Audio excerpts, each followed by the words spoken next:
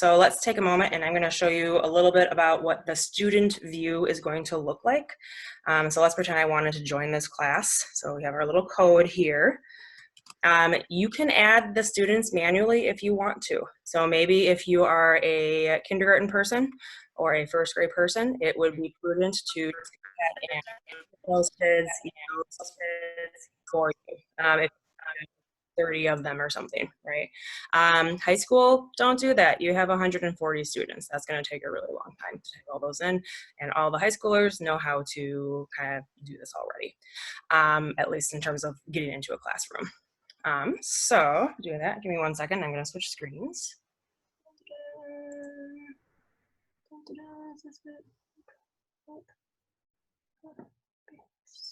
Okay, so this is I have a demo account for my student here. So let's go to where their landing page is. So for my student, this is what you would first see. Right now, they're enrolled in a biology class and science Olympiad. Student view, really similar to what you guys see, just a little different. So you can start by joining a class. You'll notice that they do not have the create button. So if you don't have that create button, it's possible that you accidentally logged in as the first time you use this. So just check that. So you're gonna hit plus. This is what kiddos are gonna do. Join. And then magically they will be in this class. And then you'll see, oh, look, isn't that nice?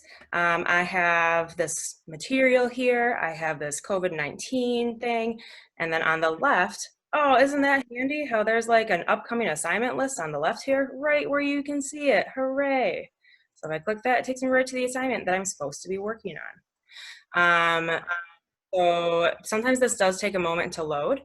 I don't love how the screen is laid out, but it is what it is. So what you'll see is anything that you have attached as kind of a view type of file is going to be over here on the left, right?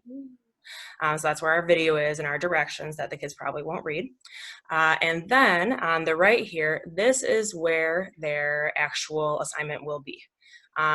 Since I pushed make a copy for all students, you guys will see that there is a demo student here, and this demo student already has the assignment. Hooray! With all the instructions in it.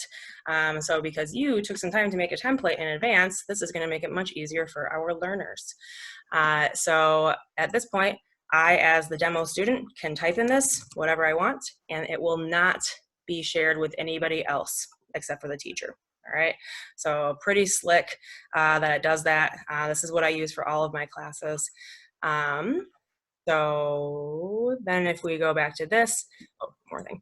On this one, if you guys notice, it already has named it for them. So my template was called blank lab template. So it puts in the name of whatever the doc is, and then their name. So this says demo student, but it could say Betsy Stalder or Laura Stalder or whatever. It automatically names it for you, which is like super duper handy. So you know like which student it came from essentially. So that's a kind of entry on that. If you're a kid, you can go back and use this dashboard. You can go to your classes tab. I could look at my actual, some biology classwork, click through things. But again, you guys are gonna notice that the stream is still a pain in the butt. Okay, I really recommend that you direct your students to this classwork page. It's just going to be more organized and make it easier for kids to see. And now since I am the student, I'm going to notice that when I click on this, I have to click a couple different things. So first, by clicking on the top, it will make it so I can see like a little snapshot of the assignment. And then down here, I can click View Assignment. Again, this brings me back to what I actually should be working on. When I have finished this, I can click this little handy dandy turn in button. Yay! And that means that you have given it to your teacher. And they're like, hooray, you're gonna get the points for attendance that week. You can have students message you in the private comments if you like. I tend not to love that. I lose these comments sometimes, the notifications for me at least. Maybe I just I like students to email my Evansville K-12 account a little bit more often. So that's up to you. If they messed up and they submitted it too soon, there's this unsubmit button. You can take it back and fix it. All right, no big deal. All right, so I am going to, once I finish all of the educator videos, I will make a training video that is geared for our students that you guys can go ahead and send out to your students in like a Skyward Blast or something so that they can see how to actually use Classroom just in case they haven't before. So I'm gonna go ahead and take care of making something like that for you, but it won't be live until the end of the week because I want it to be maybe a little bit more polished than the ones I've been giving to my wonderful colleagues. I would like it to be a little more professional if it's being sent out to 2,000 people. So I'm gonna do that. So those are the kind of like the biggest things. I see a question that says, do children and families need to use an ECSD email Google account? Yes, they do. They will not be able to access even their home Chromebook without using the ECSDnet.org account. So it is important. Well, actually, I don't know if it's connected to Chromebook. I don't know that. But I do know that they will not be able to get into Google Classroom without it. So it is important for that. They should have something that Larry has created. I do not know if preschoolers have that. I would assume kindergartners are having that, but again, I don't know. So you'll want to have somebody from your team check with Larry just to be sure.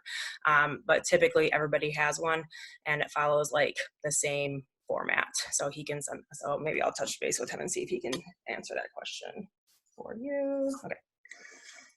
All right, I'm not gonna go through grading today because I think the most important thing is to kind of have you guys thinking around with this sort of stuff and familiarizing yourself with the programs. I don't wanna do too much overwhelming. So at this point, if you want to unmute yourself and ask me a question or type in more questions or responses, feel free. I see, yes, kids' email addresses can be found in Skyward under the student info. Hooray, good. And I do not know if Larry is sending out their child's email address, but I can ask him to do that because I think that is a good idea for our little ones who have not used this before. So perhaps I will have him send out like whatever the address is and then maybe like the link on how to use Google Classroom at the end of the week. That would seem prudent to me. Alrighty. Any other questions that I can answer right away?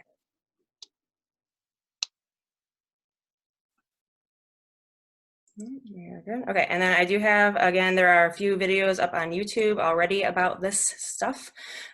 So I know that I went through that quickly, but I did that because you can go onto the YouTube and go through things and pause things and hear a little bit more about like why I choose to do things that way. As always, there are more than one way, or there's more than one way of doing this. So just make sure that you find something that works for you, you know? Try this out. If you hate it, that's fine. One last quick note about the fill in the blank stuff. If you are a person who needs to use plagiarism software,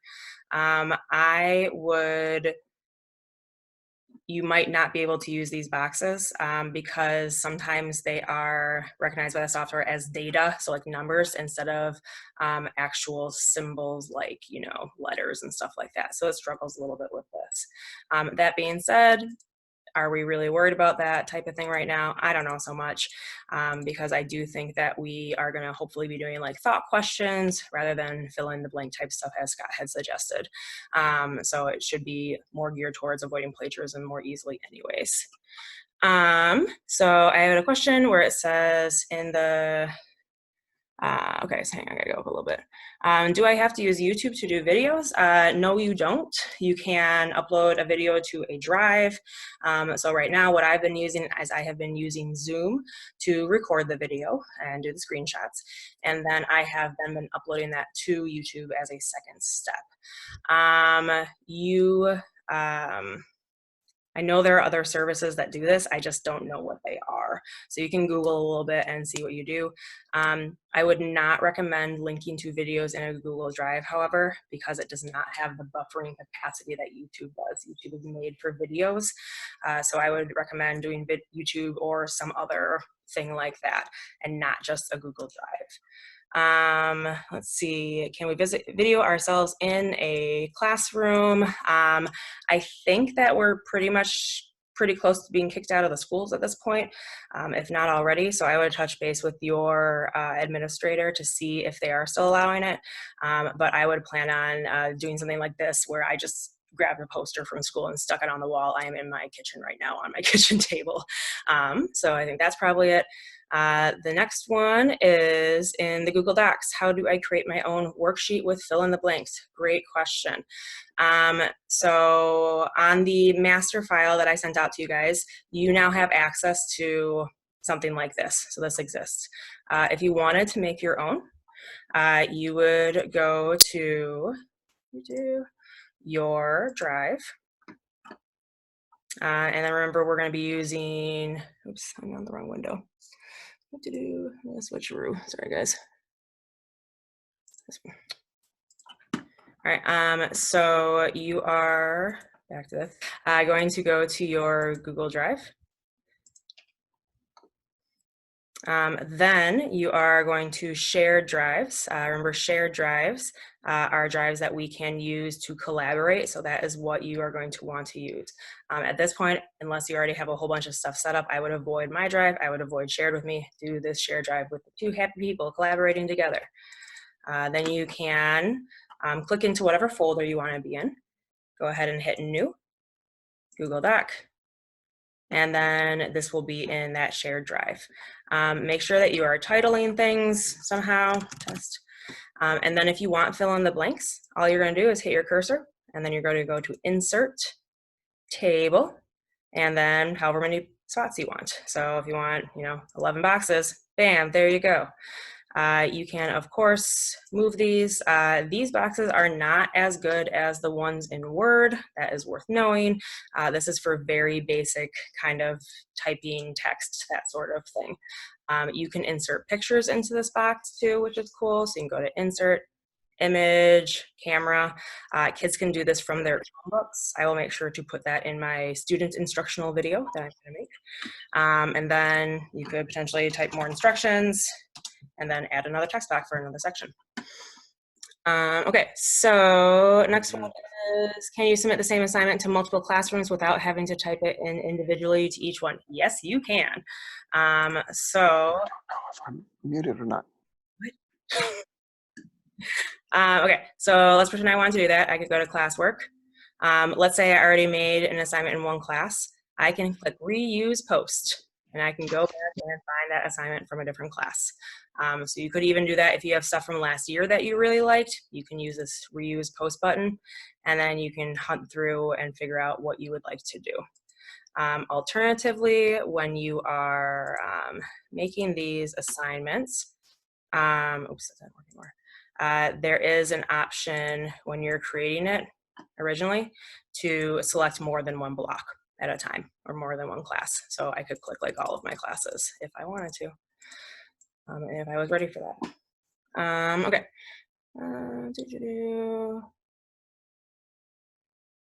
Let's see. Oh, I see. Okay, and then the question was, can we record in Google Classroom?